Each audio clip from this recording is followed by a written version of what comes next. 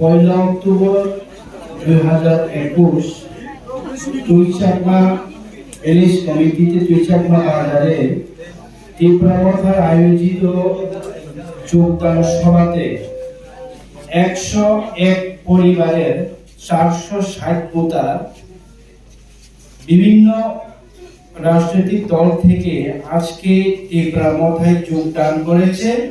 আজকে মহারাজার সাথে আমাদের তীব্রমথার সাথে গ্রেপ্তার তীব্রলেনের সাথে ওরা আগামী দিনে লড়াই সংগ্রাম চালিয়ে যাওয়ার প্রতিশ্রুতি দিয়েছে।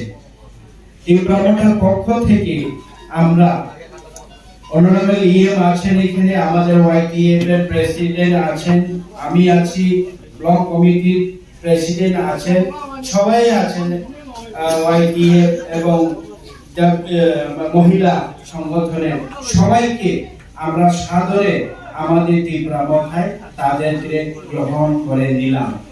ধন্যবাদ।